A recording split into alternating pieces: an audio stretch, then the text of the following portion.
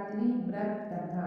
एक बार पार्वती ने भगवान शिव शंकर से ऐसा कौन सा श्रेष्ठ तथा सरल व्रत पूजन है जिससे मृत्यु लोक के प्राणी आपकी कृपा सहज ही प्राप्त कर लेते हैं। उत्तर में शिव जी ने पार्वती को शिवरात्रि के व्रत का विधान बताकर यह कथा सुनाई। एक गांव में एक शिकारी रहता था। पशुओं की हत्या करके वह अपने कुटुंब को पालता था।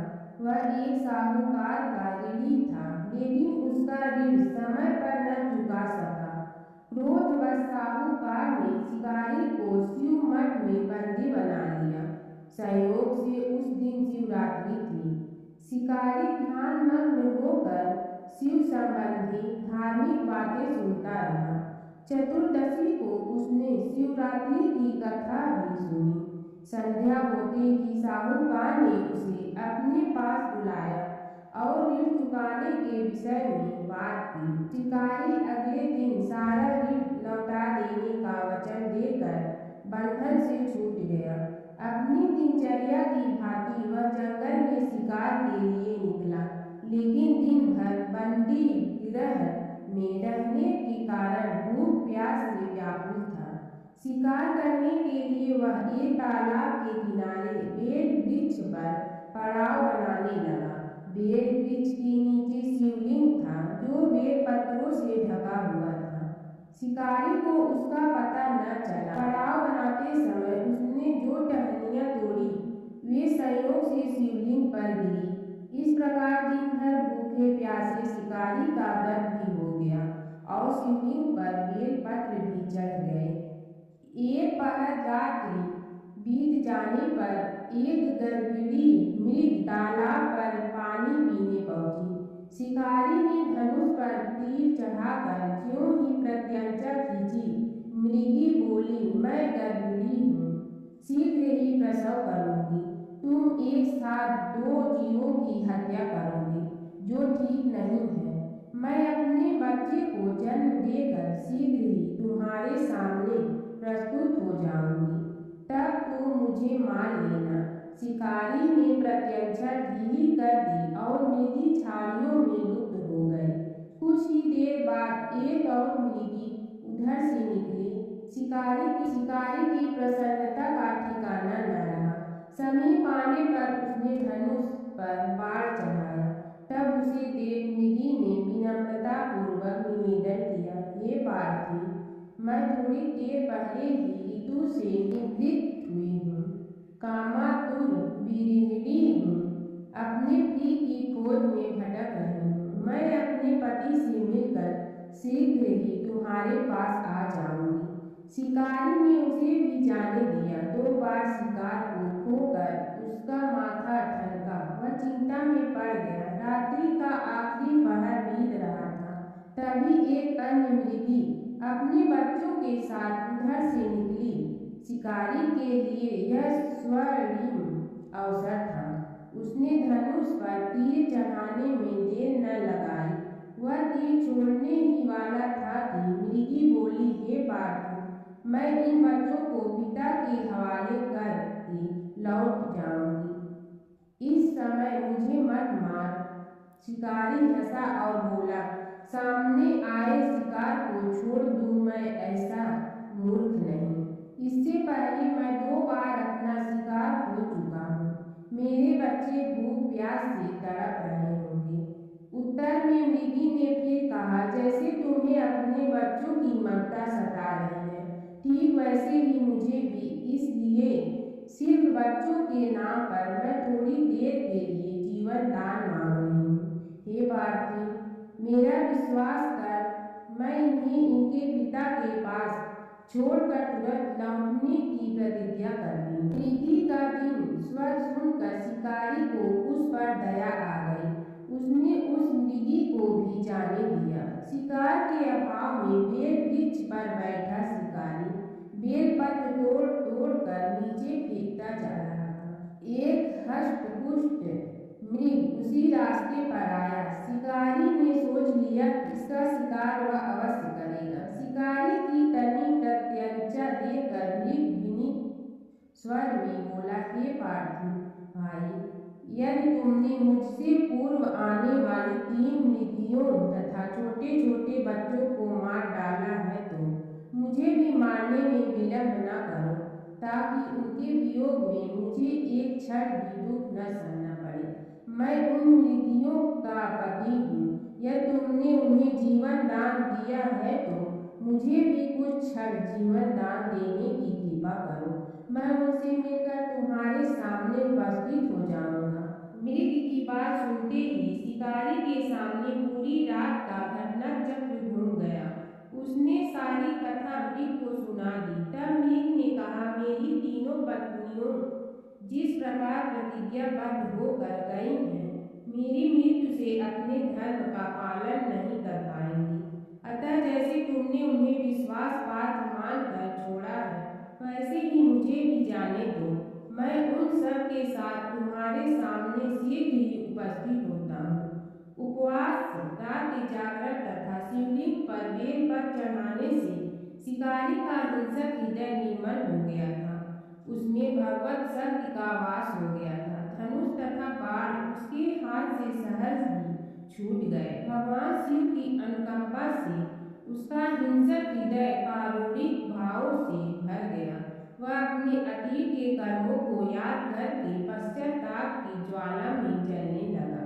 थोड़ी ही देर बाद मृग सपरिवार शिकारी के समक्ष उपस्थित हो गया, ताकि वह उसका शिकार कर सके। किंतु जंगली पशुओं की ऐसी सत्यता, सात्विकता एवं सामूहिक प्रेम भावना देखकर शिकारी को बड़ी ग्लानि हुई।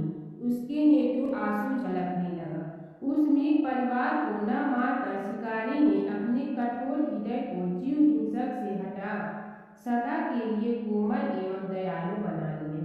देवलोक से समस्त देव समाज भी इस घटना को देख रहा था। घटना की होते ही देवी देवताओं ने पुष्प वर्षा की। तब शिकारी तथा मृग परिवार मोक्ष को प्राप्त हुए। सोमवार व्रत कथा।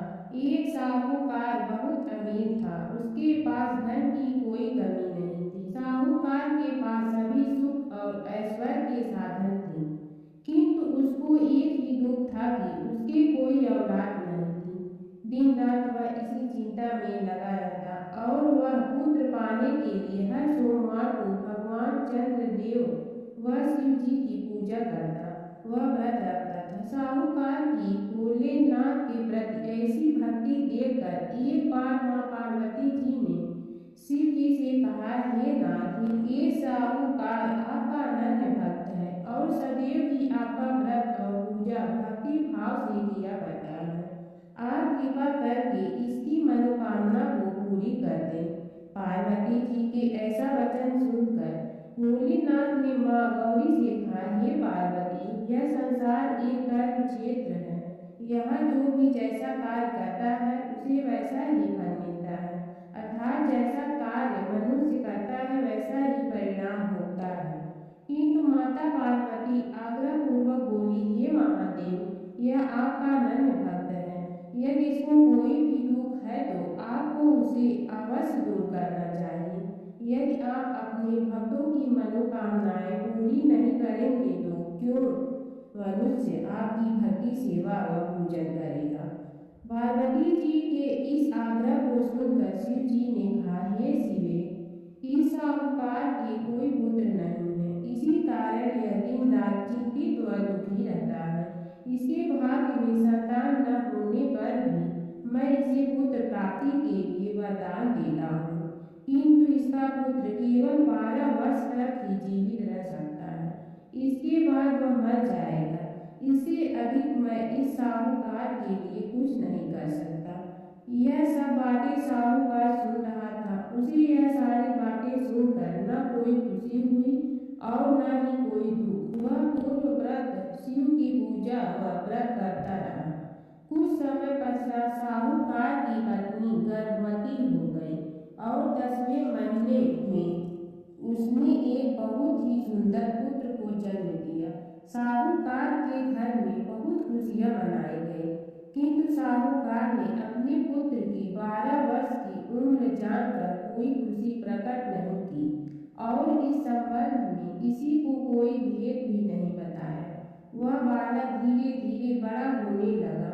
जब वह बालक 11 साल का हो गया तो बालक की माता ने साहूकार से उसके विवाह के लिए कहा, किंतु साहूकार ने कहा कि मैं इसे काशी जी पढ़ने भेजूंगा। साहूकार ने अपने साले को बुलाकर कहा कि तुम इस बालक को काशी पढ़ाने ले जाओ और इसे विधिवत शिक्षा ग्रहण कराओ। साहूकार ने उसको बहुत सा धन देकर कहा कि रास्ते में जहाँ कहीं भी ठहरो वहाँ यज्ञ और ब्राह्मणों को भोजन कराते जाना। इस प्रकार वह दोनों मामा भांजे रास्ते में यज्ञ करते, दान देते और ब्राह्मणों को भोजन कराते जा रहे थे। रास्ते में एक शहर पड़ा। उस शहर में राजा की कन्या का विवाह था। एक अन्य राजा का लड़का बारात लेकर आया था, लेकिन वह एक आंख से काला था। लड़के के पिता को इस बात की चिंता थी कि वर को देखकर कन्या के माता पिता विवाह में किसी प्रकार की अड़चन न डालें। इसी कारण जब उन्होंने साहूकार के अति सुंदर बेटे को देखा तो उसके मन में विचार आया कि क्यों न इस लड़के से विवाह का फल करा लिया जाए। यह विचार कर उसने लड़के और उसके मामा से कहा कि यदि आप मेरे व कन्यादान का कार्य पूर्ण करा देंगे तो आपकी बड़ी कृपा होगी और हम आपको बहुत सारा धन देंगे। साहूकार के लड़के और उसके मामा ने इस बात को स्वीकार कर लिया था। विवाह का काम भली प्रकार से पूरा हो गया। जब वह लड़का जाने लगा तो उसने चुपके से राजकुमारी की चुनरी पर लिख दिया कि तेरा विवाह मेरे साथ हुआ है, लेकिन जिसके साथ तुम्हें भेजा जाएगा वह एक आंख से काला है। मैं काशी जी को जा रहा हूँ। राजकुमारी ने जब इस प्रकार लिखा पाया तो उसने काले राजकुमार के साथ जाने से इनकार कर दिया और कहा कि यह मेरा पति नहीं है। मेरा विवाह जिसके साथ हुआ है वह काशी जी गया है। राजकुमारी के पिता ने यह सब जब सुना तो उसने अपनी कन्या को विदा करने से इनकार कर दिया। बारात वापस चली गई। उधर साहूकार का लड़का और उसका मामा काशी जा पहुंचे, जहाँ लड़के ने पढ़ना शुरू किया तथा अपना अतिरिक्त समय मामा भांजा यज्ञ दान आदि में व्यतीत करने लगे। इस प्रकार कई महीने बीत गए। जब लड़का 12 साल का हुआ तो उस दिन लड़के के मामा ने यज्ञ का आयोजन कर रखा था। अचानक ही लड़के की तबीयत खराब हो गई। लड़के के मामा ने कहा कि अंदर जाकर सो जाओ। लड़का अंदर जाकर सो गया। थोड़ी देर पश्चात लड़का मर गया। जब लड़के के मामा ने देखा कि वह मर गया है तो वह बहुत दुखी हुआ। उसने सोचा कि मैं पहले यज्ञ पूरा कर लूं, तब कुछ सोचूंगा। लड़के के मामा ने यज्ञ पूरा किया और फिर रोना प्रारंभ कर दिया। वह बहुत जोर जोर से रो रहा था। संयोग पर शिव जी और पार्वती उधर से जा रहे थे। पार्वती जी ने भगवान भोलेनाथ से कहा, हे नाथ, कोई दुखी व्यक्ति रो रहा है, उसके कष्टों को दूर कर दो। जब शिव जी और पार्वती जी वहां पहुंचे तो उन्होंने देखा कि वहां पर एक लड़का मरा हुआ पड़ा है। तब पार्वती ने देखते ही लड़के को पहचान लिया। पार्वती जी ने लड़के के मरने का कारण पूछा तो भोलेनाथ ने बताया, हे गौरी, इस लड़के की आयु इतनी ही थी, ये अपनी आयु पूरी कर चुका है। तब पार्वती जी ने विनम्रता पूर्वक कहा, महाराज, कृपा करके आप इस लड़के को जीवित कर दीजिए, नहीं तो इसके माता पिता इसके वियोग में तड़प तड़प कर अपनी जान दे देंगे। माता पार्वती की बात सुनकर शिव जी ने लड़के को पुनर्जीवित कर दिया। शिव जी की कृपा से लड़का जीवित हो गया। शिव शंकर व पार्वती जी शिव धाम चले गए। शिक्षा पूरी होने पर लड़का और उसका मामा पहले की तरह यज्ञ करते, ब्राह्मणों को भोजन तथा दक्षिणा देते हुए अपने घर की ओर चल दिए। रास्ते में दोनों उसी शहर में आए जहाँ पर उस लड़के की शादी हुई थी। वहाँ पहुंचकर दोनों ने यज्ञ करना शुरू कर दिया। जब वे दोनों यज्ञ कर रहे थे तो उसके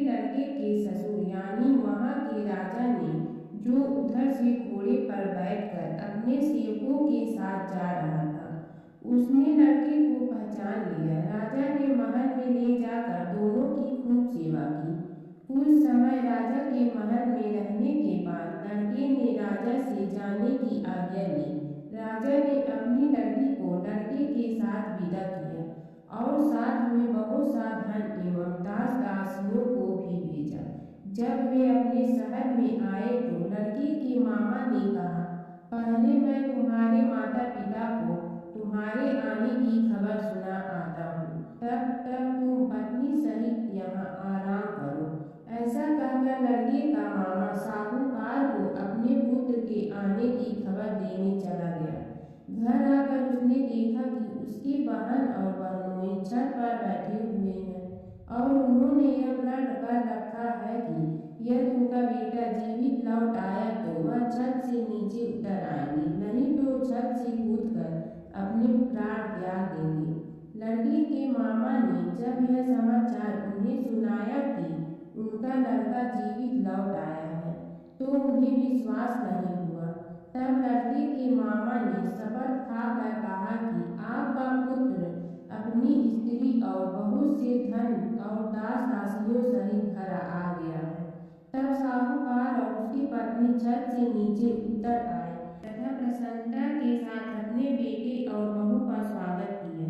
सभी प्रसन्नता के साथ रहने लगे। इस प्रकार भक्ति भाव से जो भी प्राणी सोमवार के व्रत का पालन करता है तथा प्रेम पूर्वक इस कथा को सुनता या पढ़ता है तो उसके सभी कष्ट दूर होते हैं, सारी मनोकामनाएं पूर्ण होती हैं और इस लोक में सभी सुख सुविधाओं को भोग कर अंत में उसे शिवलोक की प्राप्ति होती है। इस प्रकार सोमवार के व्रत को 16 सोमवार तक करें, फिर उद्यापन करें। इस व्रत के प्रभाव से मानवों को सभी प्रकार के सुखों की प्राप्ति होती है। जय शिव ओंकारा प्रभु जय शिव ओंकारा ब्रह्मा विष्णु सदा शिव अर्धांगी धारा। जय शिव ओंकारा एकानन चतुरानन पंचानन राजे हंसासन गरुड़ासन वृषवाहन साजे। जय शिव ओंकारा दो भुज चार चतुर्भुज दस भुज अति सोहे तीनों रूप निरखते त्रिभुवन जन मोहे। जय शिव ओंकारा अजमाला बनमाला मूल मलाधारी चंदन मृगमल सोहे बहुले शुभकारी।